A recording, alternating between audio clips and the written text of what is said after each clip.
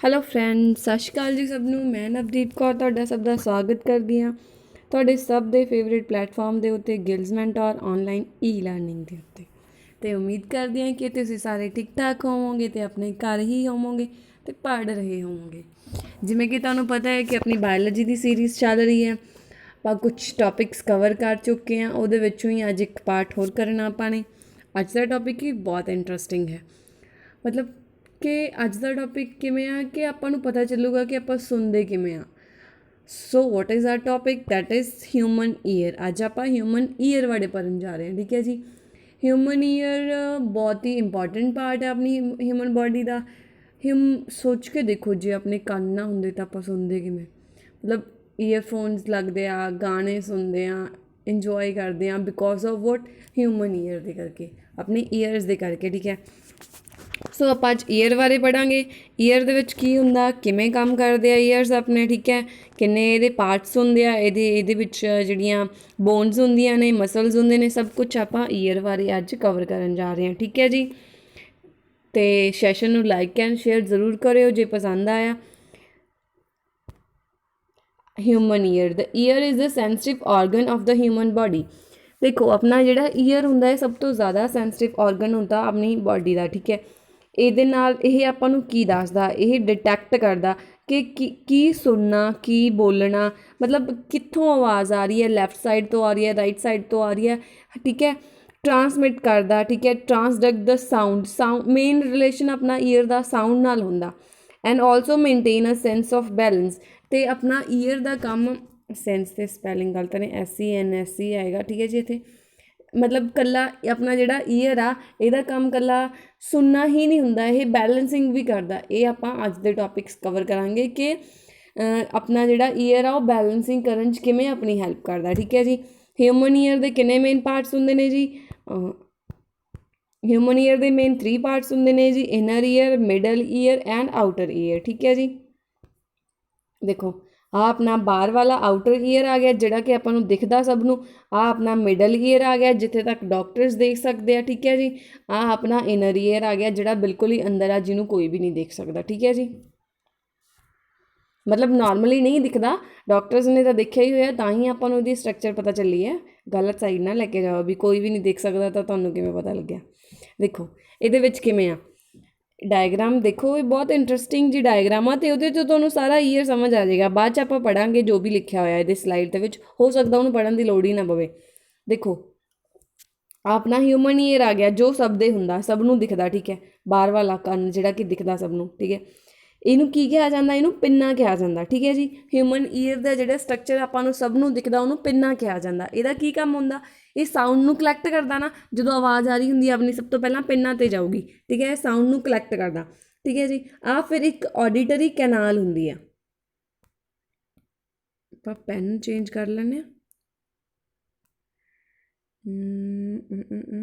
ਅੱਛਾ, ਆਹ ਵਾਲਾ ਲੈ ਕੇ ਰੱਖਦੇ ਹਾਂ, ਠੀਕ ਹੈ। ਇਹ ਆਡੀਟਰੀ ਕੈਨਾਲ ਹੁੰਦੀ ਹੈ ਜੀ, ਇਹਦੇ ਵਿੱਚ ਦੀ ਸਾਊਂਡ ਟਰੈਵਲ ਕਰਕੇ ਜਾਂਦਾ, ਠੀਕ ਹੈ।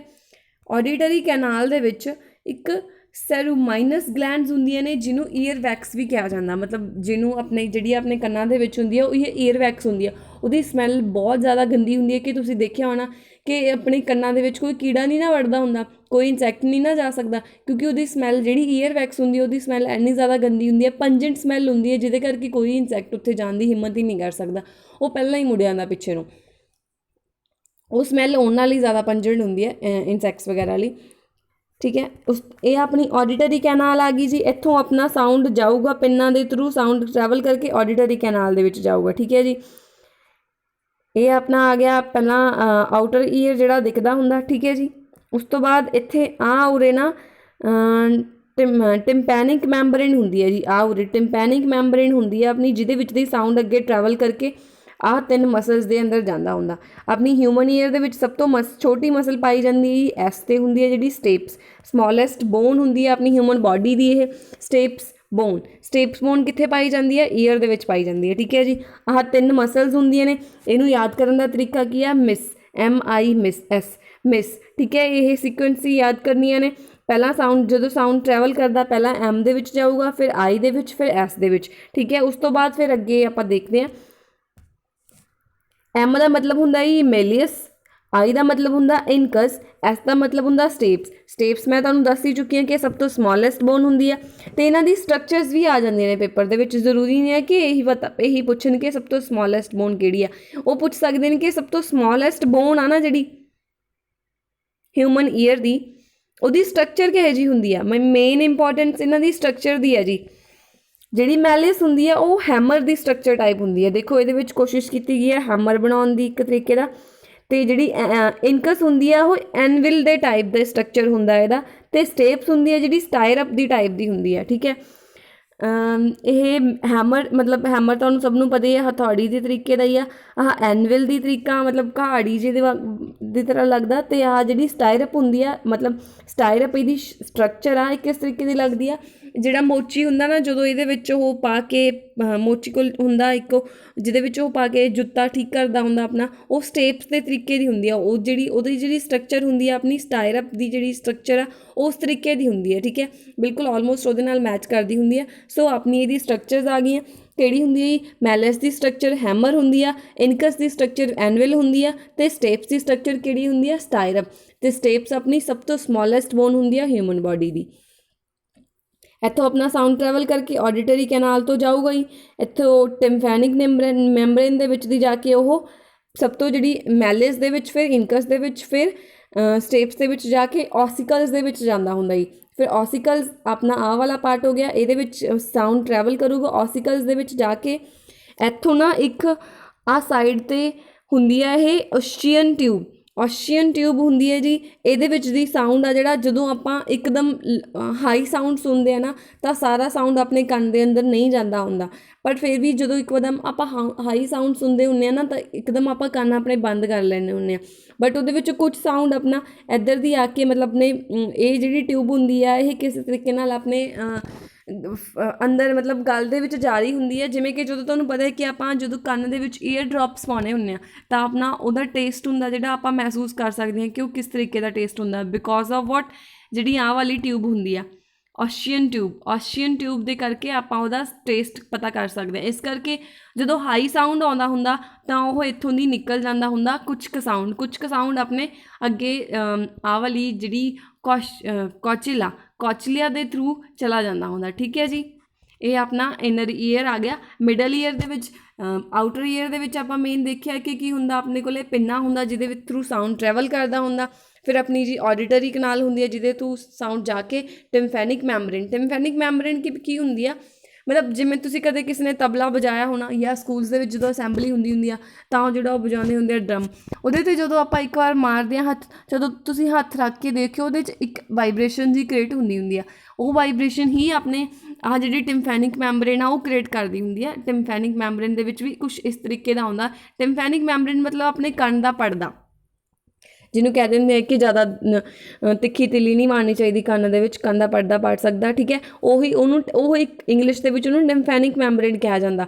ਜਦੋਂ ਉਹਦੇ 'ਤੇ ਸਾਊਂਡ ਟਰੈਵਲ ਕਰਦਾ ਉਹ ਇੱਕਦਮ ਉਹ 'ਤੇ ਵਾਈਬਰੇਟ ਹੁੰਦੀ ਹੈ, ਅਤੇ ਫਿਰ ਉੱਥੋਂ ਸਾਊਂਡ ਆਪਣੇ ਜਿਹੜੀ ਆਹ MIS ਵਾਲੀਆਂ ਜਿਹੜੀਆਂ ਮਸਲਸ ਨੇ, ਇਹਨਾਂ ਬੋਨਸ ਨੇ, ਇਹਨਾਂ ਦੇ ਵਿੱਚ ਜਾਂਦਾ। ਫਿਰ ਔਸੀਕਲਸ ਦੇ ਵਿੱਚ ਜਿਹੜਾ ਐਕਸਟਰਾ ਸਾਊਂਡ ਹੁੰਦਾ ਉਹ ਓਸ਼ੀਅਨ ਟਿਊਬ ਦੇ ਥਰੂ ਬਾਹਰ ਆ ਜਾਂਦਾ। ਜਿਹੜਾ ਸਾਊਂਡ ਆਪਾਂ ਨੂੰ ਜਿਹਦੀ ਲੋੜ ਹੁੰਦੀ ਹੈ, ਜਿੰਨਾ ਕੁ ਸਾਊਂਡ ਅੰਦਰ ਜਾਣਾ ਹੁੰਦਾ ਕੰਨ ਦੇ, ਉਹ ਫਿਰ ਕੋਸ਼ੀਲਾ ਦੇ ਥਰੂ, ਆਡੀਟਰੀ ਨਰਵਸ ਦੇ ਥਰੂ ਟਰੈਵਲ ਕਰਕੇ ਆਪਣੇ ਬ੍ਰੇਨ ਦੇ ਵਿੱਚ ਚਲਾ ਜਾਂਦਾ। ਠੀਕ ਹੈ ਜੀ, ਇਹ ਕਿਵੇਂ ਟਰੈਵਲ ਕਰਦਾ ਕੋਚੀਲਾ ਦੇ ਥਰੂ ਕੀ ਹੁੰਦਾ ਜੀ, ਆਪਣੇ ਸੈਂਸਰੀ ਪੈਚਸ ਬਣੇ ਹੁੰਦੇ ਆ ਛੋਟੇ ਛੋਟੇ, ਜਿਵੇਂ ਤੁਸੀਂ ਦੇਖ ਰਹੇ ਹੋ ਆਹ ਰੈੱਡ ਕਲਰ ਦੇ ਸੈਂਸਰੀ ਛੋਟੇ ਛੋਟੇ ਪੈਚਸ ਬਣੇ ਹੁੰਦੇ ਆ। ਇਹਦੇ ਉੱਤੇ ਆਹ ਹੀਅਰਿੰਗ ਹੇਅਰਸ ਹੁੰਦੇ ਆ। ਹੀਅਰਿੰਗ ਮਤਲਬ ਹੀਅਰਿੰਗ H ਵਾਲੇ ਹੀਅਰਿੰਗ ਏਅਰਸ ਮਤਲਬ ਸੁਣਨ ਵਾਲੇ। ਇਹਦੇ ਥਰੂ ਸਾਊਂਡ ਥੋੜ੍ਹਾ ਟਰੈਵਲ ਕਰਕੇ ਅੱਗੇ ਜਾ ਕੇ ਇੱਥੋਂ ਦੀ ਜਾ ਕੇ ਜੀ ਬ੍ਰੇਨ ਦੇ ਵਿੱਚ ਜਾਂਦਾ। ਇਹ ਆਪਣੀਆਂ ਆਡੀਟਰੀ ਨਰਵਸ ਹੁੰਦੀਆਂ ਨੇ। ਠੀਕ ਹੈ ਜੀ, ਆਡੀਟਰੀ ਨਰਵਸ ਦੇ ਥਰੂ ਜਿਹੜਾ ਸਾਊਂਡ ਆ ਉਹ ਬ੍ਰੇਨ ਦੇ ਵਿੱਚ ਚਲਾ ਜਾਂਦਾ। ਇਹਨਾਂ ਨੂੰ ਸੈਂਸਰੀ ਪੈਚਸ ਕਹਿੰਦੇ ਹੁੰਦੇ ਨੇ, ਜਾਂ ਫਿਰ ਆਰਗਨਸ ਆਫ ਕੋਟਾਈ ਕਹਿੰਦੇ ਨੇ। ਉਸ ਤੋਂ ਬਾਅਦ ਜਿਹੜਾ ਉੱਪਰ ਵਾਲਾ ਪਾਰਟ ਆ ਇਹਦੇ ਬਾਰੇ ਦੇਖਦੇ ਹਾਂ। ਤੁਹਾਨੂੰ ਮੈਂ ਦੱਸਿਆ ਸੀ ਕਿ ਆਪਣਾ ਹਿਊਮਨ ਈਅਰ ਆ ਜਿਹੜਾ ਉਹ ਸੁਣਨ ਦਾ ਕੰਮ ਨਹੀਂ ਕਰਦਾ, ਬੈਲੈਂਸਿੰਗ ਦਾ ਕੰਮ ਵੀ ਕਰਦਾ। ਸੋ ਬੈਲੈਂਸਿੰਗ ਦਾ ਕੰਮ ਕਿਹੜਾ ਕਰਦਾ? ਆਹ ਵਾਲਾ ਪਾਰਟ। ਠੀਕ ਹੈ, ਇਹ ਵਾਲੇ ਪਾਰਟ ਦੇ ਵਿੱਚ ਕੀ ਹੁੰਦਾ ਦੇਖੋ, ਇਹਦੇ ਵਿੱਚ ਆਹ ਮੈਕੂਲਾ ਹੁੰਦਾ। ਇਹ ਜਿਹੜਾ ਪਾਰਟ ਹੁੰਦਾ ਇਹ ਆਪਣੇ ਸਿਰ ਦੇ ਵਿੱਚ ਕਨੈਕਟਡ ਹੁੰਦਾ, ਜਿਹੜਾ ਕਿ ਬ੍ਰੇਨ ਨੂੰ ਆਪਣੇ ਨੂੰ ਬ੍ਰੇਨ ਨੂੰ ਆਪਣੇ ਨੂੰ ਇਨਫੋਰਮੇਸ਼ਨ ਦਿੰਦਾ ਹੁੰਦਾ ਫॉर ਦੀ ਬੈਲੈਂਸਿੰਗ। ਠੀਕ ਹੈ, ਇੱਥੇ ਮੈਕੂਲਾ ਹੁੰਦਾ। ਠੀਕ ਹੈ ਜੀ, ਆਹ ਵਾਲਾ ਆਪਣਾ ਇਹਨੂੰ ਕੀ ਕਿਹਾ ਜਾਂਦਾ, ਸੈਮੀ ਸਰਕੂਲਰ ਕੈਨਾਲ। ਠੀਕ ਹੈ ਜੀ, ਇੱਥੋਂ ਛੋਟੇ ਛੋਟੀਆਂ ਜਿਹੜੀਆਂ ਵਾਈਟ ਬਿੰਦੀਆਂ ਲੱਗੀਆਂ ਹੋਈਆਂ ਨੇ ਇਸ ਤਰੀਕੇ ਦੇ ਵਿੱਚ, ਇਹਦੇ ਵਿੱਚ ਪੈਚਸ ਹੁੰਦੇ ਆ ਜਿਹਦੇ ਵਿੱਚ ਦੀ ਸਾਊਂਡ ਟਰੈਵਲ ਕਰਦਾ ਹੁੰਦਾ। ਠੀਕ ਹੈ ਜੀ, ਜਿਹੜਾ ਇਹ ਸਾਊਂਡ ਬੈਲੈਂਸਿੰਗ ਵਾਲਾ ਹੁੰਦਾ ਨਾ, ਜਿਹੜਾ ਉਹਨੂੰ ਕੌਣ ਬੈਲੈਂਸ ਕਰਦਾ ਹੁੰਦਾ, ਵੈਸਟੀਬੂਲਰ ਨਰਵਸ। ਕੌਣ ਬੈਲੈਂਸ ਕਰਦਾ ਜੀ, ਵੈਸਟੀਬੂਲਰ ਨਰਵਸ। ਠੀਕ ਹੈ, ਸੋ ਇਹ ਸੀ ਸਾਰਾ ਆਪਣਾ ਹਿਊਮਨ ਦੀ ਹੀਅਰਿੰਗ ਦੀ ਪ੍ਰੋਸੈਸ ਕਿ ਬੰਦਾ ਸੁਣਦਾ ਕਿਵੇਂ ਆ, ਕਿਸ ਤਰੀਕੇ ਨਾਲ ਆਪਾਂ ਨੂੰ ਸੁਣਦਾ ਹੁੰਦਾ। ਠੀਕ ਹੈ, ਇਹ ਪ੍ਰੋਸੈਸ ਇੰਨੀ ਫਾਸਟ ਹੁੰਦੀ ਹੈ ਕਿ ਆਪਾਂ ਨੂੰ ਪਤਾ ਨਹੀਂ ਚੱਲਦਾ, ਪੜ੍ਹਨ 'ਚ ਬਹੁਤ ਸਲੋ ਲੱਗਦੀ ਹੈ, ਬਹੁਤ ਫਾਸਟ ਹੁੰਦੀ ਹੈ। ਠੀਕ ਹੈ ਜੀ, ਇਹਦੇ ਵਿੱਚ ਆਹ ਮੇਨ ਇੰਪੋਰਟੈਂਟ ਨੇ MIS, ਇਹਦੀ ਸੀਕੁਐਂਸ ਯਾਦ ਰੱਖਣੀ ਹੈ ਤੁਸੀਂ, ਮੈਲਿਸ, ਇਨਕਸ ਅਤੇ ਸਟੇਪਸ ਦੇ ਨਾਲ ਹੀ ਇਹਨਾਂ ਦੀ ਸਟਰਕਚਰਸ ਯਾਦ ਰੱਖਣੀਆਂ। ਚੱਲ ਹੁਣ ਆਪਾਂ ਇਹਦੇ ਵਿੱਚ ਪੜ੍ਹ ਲੈਂਦੇ ਹਾਂ ਜੀ। ਹਿਊਮਨ ਈਅਰ ਦਾ ਪਹਿਲਾ ਆ ਗਿਆ ਆਪਣਾ ਆਊਟਰ ਈਅਰ। ਆਊਟਰ ਈਅਰ ਦੇ ਵਿੱਚ ਜਿਵੇਂ ਕਿ ਤੁਹਾਨੂੰ ਮੈਂ ਦੱਸ ਚੁੱਕੀ ਹਾਂ, ਇੱਕ ਪਿੰਨਾ ਇਹਦੇ ਵਿੱਚ ਦੀ ਸਾਊਂਡ ਟਰੈਵਲ ਕਰਦਾ ਹੁੰਦਾ। When the sound waves enter our ear ਦੇ travel across our outer ear. ਪਹਿਲਾਂ ਆਊਟਰ ਈਅਰ 'ਚ ਜਾ ਰਹੀਆਂ, ਈਅਰ ਕਨਵਰਟ ਆਡੀਬਲ ਫ੍ਰੀਕੁਐਂਸੀ ਦੇ ਵਿੱਚ ਕਨਵਰਟ ਹੁੰਦੀਆਂ ਨੇ, ਉਹ ਇਲੈਕਟ੍ਰੀਕਲ ਸਿਗਨਲਸ ਦੇ ਵਿੱਚ ਉਹ ਕਨਵਰਟ ਹੋ ਜਾਂਦੀਆਂ ਨੇ ਜਿਹੜੀਆਂ ਕਿ ਬ੍ਰੇਨਸ ਦੇ ਵਿੱਚ ਜਾਂਦੀਆਂ ਹੁੰਦੀਆਂ ਨੇ।